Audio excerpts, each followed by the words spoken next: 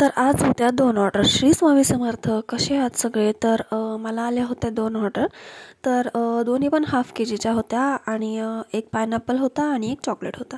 So मी पहिलं तर तुम्हाला पायनॅपलचा दाखवते. हा जो केक होता जसं मी तुम्हाला सांगितलं होतं की माझ्या पप्पांचा ग्रुप आहे 7 ते 8 जणांचा. तर त्यांच्या ग्रुपमध्ये कोणाचाही बड्डे असेल तर ते मला ऑर्डर देतात. सो त्यांना काही चॉकलेट फ्लेवर वगैरे काही आवडत नाही. सो ते पायनॅपल वगैरेच नेतात. मोस्टली पायनॅपल आणि पान फ्लेवर वगैरे त्यांना जास्त आवडतं सगळ्यांना. सो ते नेतात माझ्याकडून हेच फ्लेवर्स. तर त्यांना कसं केक हवा असतो की जास्त हाईटला नको असतो आणि क्रीम पण खूप कमी यूज करायला लावतात ते आणि बेस जास्ती. सो मी ते म्हणतील त्याप्रमाणेच केक बनवून देते त्यांना त्यांच्या रिक्वायरमेंटनुसार. फक्त एवढंच आहे की फिनिशिंगला क्रीम आपल्याला खूप जास्त कमी वापरता येत नाही, कारण फिनिशिंगला जर खूप जास्त कमी क्रीम यूज केली ना तर मग जो आतला बेस असतो ना तो दिसून येतो. सो खूप अति कमी यूज नाही करतायत. तर पहिलं तर मी दोन्ही केकचे बेस एकामागे एक रेडी करून घेतले आणि पायनॅपलचा फर्स्ट झाला सो मी पहिले तो करायला घेतला. नंतर तोपर्यंत चॉकलेटवाला तर रेडी होत होता आणि ह्याला क्रमकोट वगैरे करूस तर तो छान गार होत होता. तर जो चॉकलेटवाला जो केक आहे तो ते कस्टमर फक्त खायलाच घेऊन जातात त्यांच्या नातवंडांसाठी, कारण त्यांना माझे केक खूप आवडतात. सो ते फक्त खाण्यासाठीच घेऊन जातात. हाफ केजीचेच नेतात आणि वाटलंच तर मग कपकेक्स पण घेऊन जातात. फक्त ते स्ट्रॉबेरी किंवा पायनॅपल फ्लेवरमध्ये नेतात. सो ह्याला छान मी क्रमकोट करून थोड्या वेळ सेट व्हायला ठेवले फ्रीजमध्ये आणि नंतर मी ह्याला डिझाईन पण खूप सिम्पल काढली आहे, कारण पूर्णच प्लेन केक पण छान दिसत नाही ना. तर तुम्ही प्लीज व्हिडिओ शेवटपर्यंत बघा. मी फायनल लुकसुद्धा दिलेत आणि विथ मेजरमेंट दिलं आहे. तर ह्याचं मेजरमेंट करायला मला पॉसिबल नाही झालं, बट मी चॉकलेटचं मेजरमेंट तुम्हाला नक्कीच दिलं आहे. तर सेट वगैरे झाला आणि ह्याला मी आउटर आयसिंग करायला घेतली. येलोचा थोडासा शेड दिला फक्त ह्याला आणि तो पण मी ॲड केलेलाच आहे. सो तुम्हाला ते पुढे दिसेलच. तर हे सगळं झाल्यानंतर मी ह्याला परत फिनिशिंग करायला घेतली आणि पायपिंग बॅग तर पहिले फ्रीजमध्ये ठेवून दिली, कारण वरती ठेवत नाही. इकडे गॅस वगैरे ऑन असतो. ते हीटमुळे किती नाही म्हटलं तरी थोडंफार मेल्ट होतंच आणि फिनिशिंग पण केकला खूप अशी सुंदर येते. तर तुम्हाला फिनिशिंग करताना पुढे दिसेल की मी कमी क्रीम यूज करायचा प्रयत्न केला ह्याच्यामध्ये, तर तुम्हाला मध्ये मध्ये बेस दिसणार. बट हा केक पप्पांच्या म्हणजे फ्रेंड्समध्येच जाणार होता. सो बेस दिसला तरी काही हरकत नव्हती. असं पण त्यांना काय म्हणतात की क्रीम हा प्रकार जास्ती आवडत नाही. आणि बाहेरचे केक ते का घेत नाही, कारण जे बेकरीमधले केक असतात त्याच्यामध्ये अति प्रमाणात क्रीमचा वापर यूज केलेला असतो. सो ते म्हणतात की नाही, तूच बनवून देत जा केक. सो त्यांना कोणताही फ्लेवरचा केक असू दे तो मी 250मध्ये करून देते, कारण त्यांचे फिक्स ऑर्डर असतात माझ्याकडे. सो आता तुम्हाला इथे मध्ये मध्ये दिसत असेल की आतमधला बेससुद्धा दिसतोय आणि मी ह्याला थोडंसं येल्लो शेडिंग करून घेतली आहे, कारण हा पायनॅपल होता आणि पूर्णच व्हाईट वगैरे असं छान नसता दिसला, त्याला लुक पण नसता आला. सो मी थोडासा येल्लो शेड देऊन घेतला ह्याला. हे झाल्यानंतर प्रॉपर सगळी फिनिशिंग वगैरे करून घेतली. ह्या साईडला तुम्हाला बेस दिसत असेल आतला, पण मी त्याच्याकडे एवढं लक्ष नाही दिलं कारण मला क्रीम कमी यूज करायची होती. नंतर मी छोट्या स्पूनने नाही तर स्पॅच्युलानेच ह्याला मॅसी करून घेतला. नंतर साईडने परत एकदा फिनिशिंगचा हात फिरवला आणि नंतर डिझायनिंगचा पार्ट केला. डिझायनिंगचा पार्ट मी तुम्हाला फक्त वरतून दाखवते आहे, कारण मी तुम्हाला बोलले होते की मी स्क्रीन गार्ड चेंज करायची आहे मला, तर मला वेळच मिळत नाही स्क्रीन गार्ड चेंज करायला आणि नेमके जो केकचा जो पार्ट आहे तोच ब्लर होतो आहे. सो मी तुम्हाला फक्त केकचाच पार्ट दाखवते आहे म्हणजे तुम्हालाही कळेल. तर खूप अशी सिंपल आणि छान डिझाईन मी ह्या केकसाठी यूज केली आहे. जी डिझाईन मी वरती काढली आहे तीच खालीसुद्धा बॉर्डरला काढली आहे. फक्त बॉर्डर दिली आहे ह्याला मी आणि ह्याच्यावरती थोडे स्प्रिंकलर्स टाकलेत, ते पण राऊंडमध्ये, जे कलरफुल शेव असते ती वाली टाकली ह्याच्यामध्ये. आणि खरंच खूप छान लुक आला आहे ह्या केकला. म्हणजे असं साधे सिंपल केक पण एवढे छान दिसतात हे वाटलं नव्हतं मला. म्हणजे मी बनवते असे सिंपल केक्स पण जास्त करून नसतात, कस्टमरला डिझाईनवाले जास्त करून लागतात. तर वरतून तर डिझाईन झाली होती आणि मी त्याच नोझलने लगेच खालची पण डिझाईन करून घेतली, फक्त बॉर्डरच करून घेतली आणि खूप सिंपल आणि छान केक दिसतोय. तुम्हाला आत्ताच लुक दिसत असेल केकचा.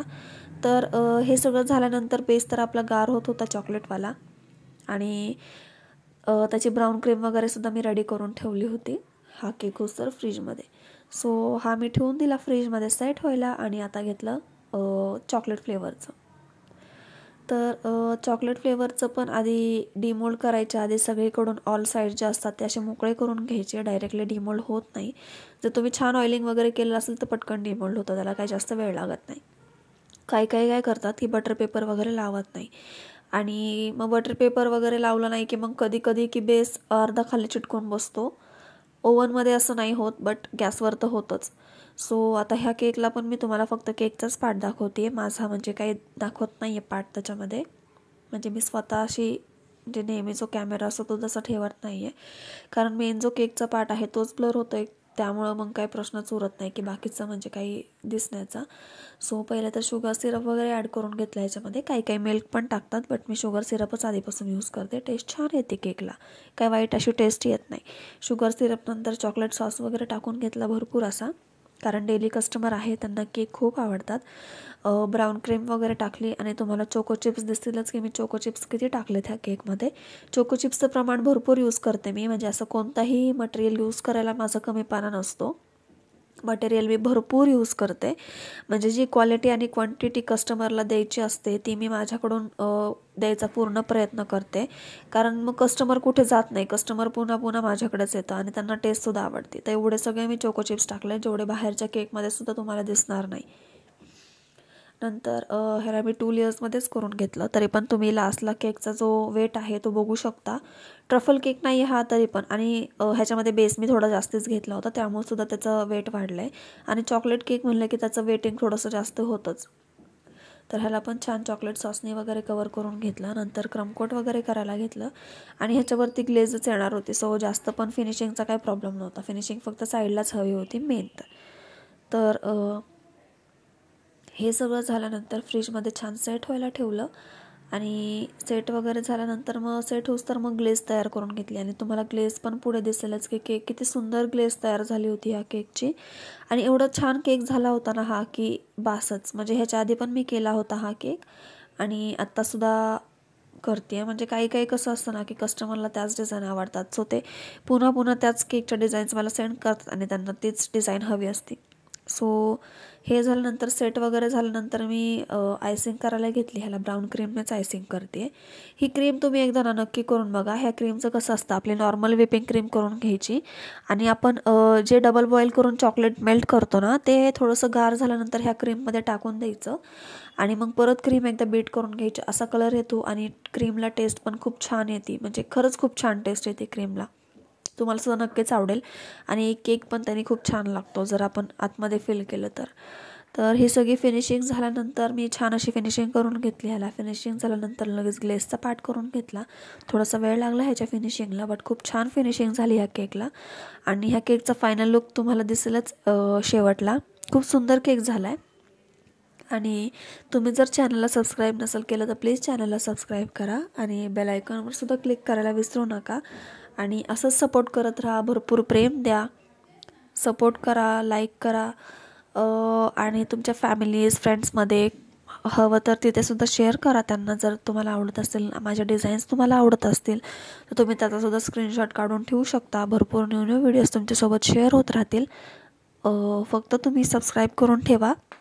आणि जसं मी रोजच्या व्लॉग्समध्ये सांगते की आपल्याला लवकर 500 सबस्क्रायबर्स कंप्लीट करायचे आहेत आणि हे सगळं तुमच्या सपोर्टमुळेच होऊ शकतं. सो प्लीज मला सपोर्ट करा.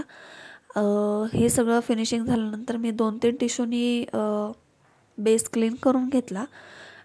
टिश्यूनी तुम्ही एकदा बेस क्लीन करून बघा, खरंच खूप छान क्लीन होतो, कुठेच काही डाग वगैरे काही राहत नाही. आणि बेस वगैरे क्लीन करून झाल्यानंतर थोडासा खालचा जो पार्ट आहे तो क्लीन करून घेतला मी प्रॉपरली एकदम. आणि आता आहे ग्लेजचा टाईम. तर ग्लेज वगैरे टाकून घेतली आणि थोडीफार डिझाईन होती केकवर, ते डिझायनिंगचा पार्टसुद्धा मी करून घेतला. थोडीच ग्लेज बनवली होती कारण मला छान ड्रिपिंग वगैरे करायची होती ह्या केकला. ड्रिपिंग वगैरे पण तुम्ही बघताय की किती छान पडते आहे, काही प्रॉब्लेम नाही आहे त्याला पण. सगळीकडून एकदम मस्त झाली आहे आणि खरंच खूप सुंदर झालता हा केक. कस्टमरलासुद्धा खूप आवडला. त्याच्यानंतर मध्ये मॅसी डिझाईन वगैरे करून घेतली आणि मध्येच कॅमेराला काय होतं काय कळत नाही की मध्येच ब्राईटनेस वाढतो, मध्येच कमी होतो, तर इथे जास्त झाला आहे. आणि छान फिनिशिंग वगैरे करून घेतली आणि रेडी केला. तर हा आहे पायनॅपल केकचा फायनल लुक. तर ते स्प्रिंकलर्स तुम्ही बघू शकता, मी फक्त साईडनेच ॲड केलेत. सिम्पल लुक यायला केकला. हा हाफ केजीचा केक होता. आणि याच्यानंतर मी चॉकलेटचं वेटिंग करते आहे. तर 700 ग्राम्सला ह्याचं वेटिंग झालं आहे ह्या चॉकलेट केकचं, तुम्ही बघू शकता. आणि नंतर हा आहे त्या केकचा फायनल लुक. तर कसं वाटलं तुम्हाला हा केक प्लीज मला कमेंट करून सांगा. आणि चॅनलला सबस्क्राईब करायला विसरू नका. थँक्यू. Bye bye.